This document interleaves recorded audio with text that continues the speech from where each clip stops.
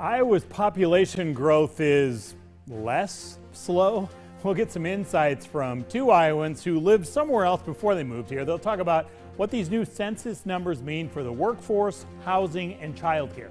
Plus, social media can be so powerful. We'll hear from an Iowa doctor who tries to convince the skeptics and the confused to trust the medical community instead. And in the Insider's Quick Six, what's the skill set that's missing with some residents? From your local election headquarters, this is the Insiders with Dave Price. The newest census data show that over the past decade, Iowa is still growing much slower than the national average, but it is faster than some others in the Midwest and also faster than the previous decade's growth in this state. Now, Iowa's growth comes mostly in the metros like Des Moines, Cedar Rapids, and Iowa City.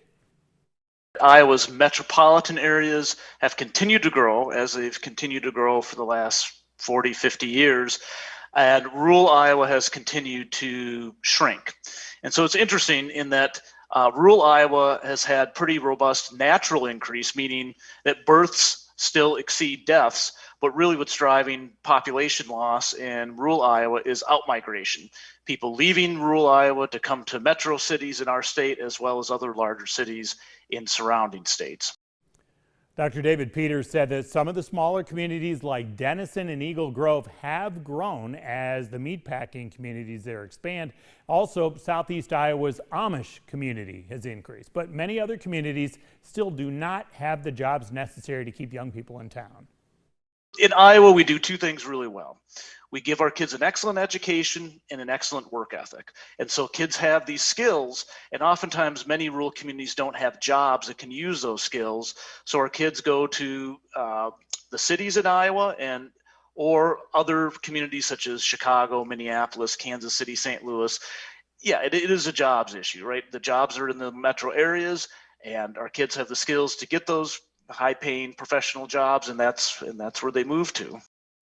Now we hear from another transplant here, Joe Murphy. He leads the Iowa Business Council and its nearly 24 larger company members like Fairway, Casey's, and Vermeer. Iowa's 4.7% growth over the past 10 years compared to the country's 7.4% increase isn't promising longer term for the state. That's not necessarily a good trend line for Iowa. That's only about 14,000 people per year that we've added to our population. That's incredibly concerning when you think about the future economic trajectories of this state. We need to be aggressively pursuing new Iowans to move to Iowa from other states and around the world. And a decade ago, it was 4.1%, so it's 4.7% less bad? Not good, but less bad. That's one way to look at it. But, you know, as we want to grow economic opportunities, grow business expansions in this state, we have to be growing our population. You know, just like in business, a healthy business is a growing business, a healthy state is a growing state. And while we've had modest increases, certainly not to the scale that we would hope for. You've been here a while, but you were not born here. So you frankly are one of the guys that this state is not bringing in enough of, right? Well, I guess you could say that. I'm a proud Iowan now. I've been here for almost 20 years. But look, I mean, I think we have a lot to sell here in the state of Iowa. We have tremendous communities. We have safe schools. We have thriving and great schools, really safe communities, short or no commute times now. I think those are all selling points that we could be using to attract and recruit and retain the next generation of workers in Iowa. You survey your members, and they were largely optimistic about the next 6 months. What do your numbers tell you about where we're going? Well, we've had 3 straight quarters of positive economic outlook from our Iowa Business Council members, which is obviously a very good thing to say. Doesn't necessarily mean we're out of the woods on the pandemic yet, but we do project optimistic outlook for the next 6 months. But I think, again, the things that we've been talking about for a number of years, this persistent shortage in workers is something that's going to continue to hamper our productivity, our output, and our future growth. But this has been a thing for so long. In fact, I think probably every time you've been in here, we've talked about this, right?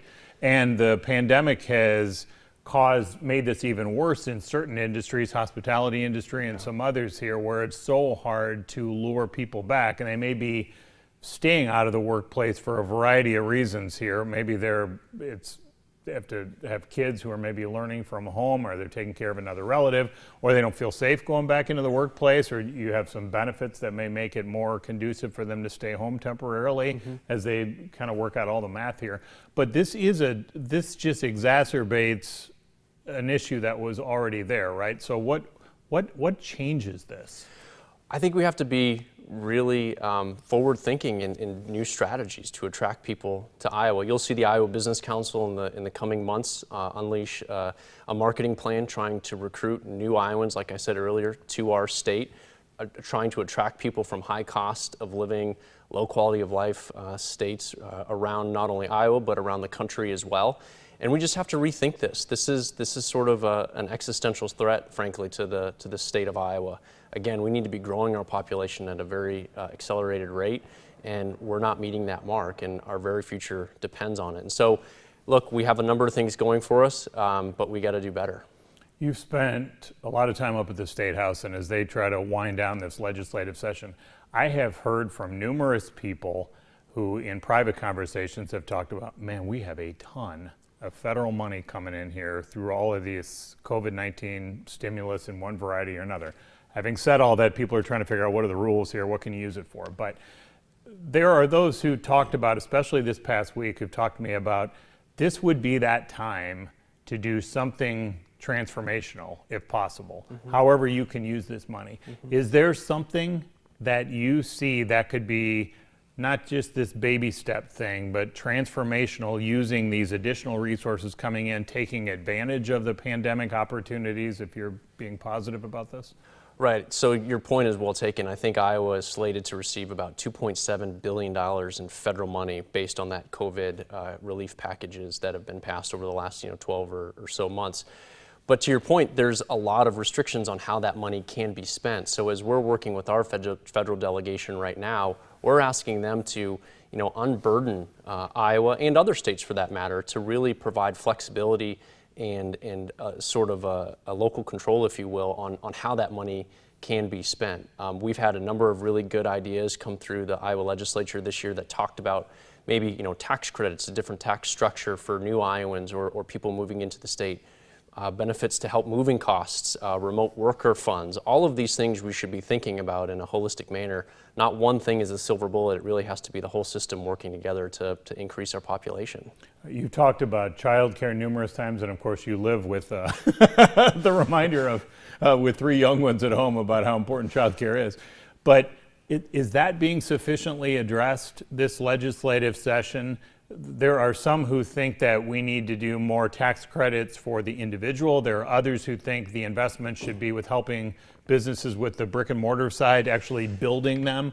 Which way is the way to go here that would make that biggest change here to make it affordable and actually accessible?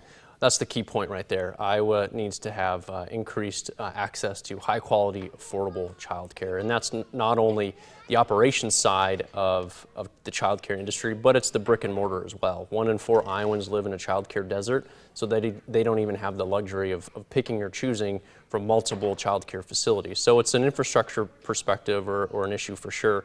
But it's also, the overall operational margins of the industry too. It's incredibly difficult to sustain that business model, particularly as more and more people are taking their children out of the child care facility due to the pandemic.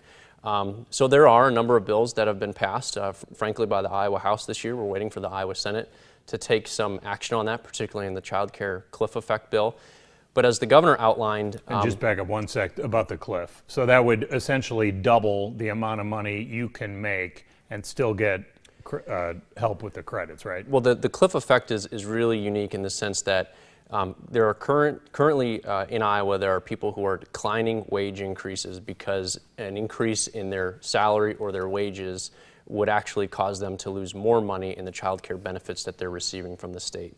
So it's really an unfortunate situation of someone doing everything that they can to create more wealth from themselves, but having an offsetting benefit to them, which is the most important aspect in their whole life, their children, right? How are their children going to be safe? So that needs to be addressed first and foremost.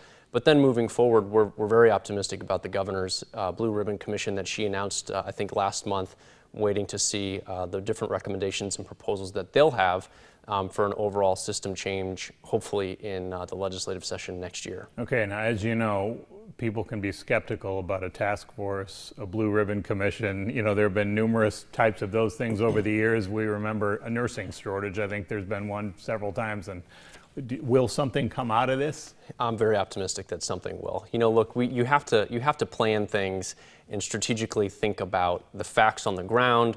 Where can we go from here? And that's what these commissions are all about. And I know that there is some criticism from the gallery on how effective they are. But as we've seen in the Economic Recovery Advisory Board from the pandemic this summer, a number of those initiatives that were outlined in that body are now getting legislative action this session. So we're very optimistic, as I said, about the Child Care Task Force as well. There are a few entities doing what you talked about earlier, trying to go out and actively recruit people from other states to come here.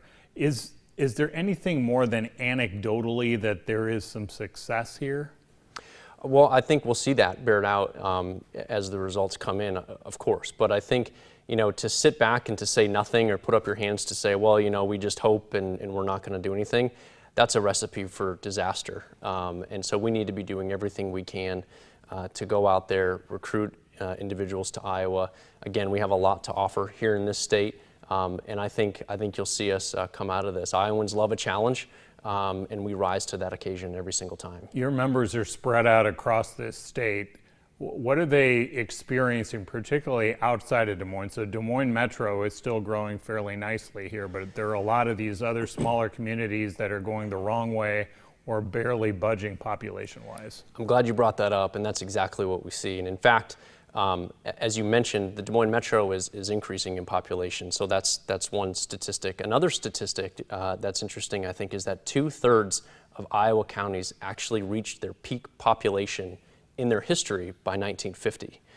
Now, if that's not a red sign or a red flag, I don't know what is. And so we need to be doing everything not only to help our urban areas, but we need to be really helping our rural areas as well, or our medium-sized communities. Look, prosperity and economic opportunities is not limited only to the urban areas. We need to be thinking about how to increase economic well-being for all Iowans. Is there anything you can think of in any of those communities that you have seen that is working? I think as you look at housing opportunities, you know, using housing as basically an economic catalyst to start that redevelopment within communities is really, really helpful. The housing stock in Iowa needs to be increased. We're seeing a lot of legislation this year on the workforce housing tax credit or the state housing trust fund in particular. As the housing stock increases in Iowa, more people will be able to go into those rural communities, be closer to those jobs in those rural communities, and then hopefully have a thriving population alongside of it. He's back a bit later for the Quick Six. Up next, an Iowa Congresswoman on where the priorities should be when it comes to increasing child care availability.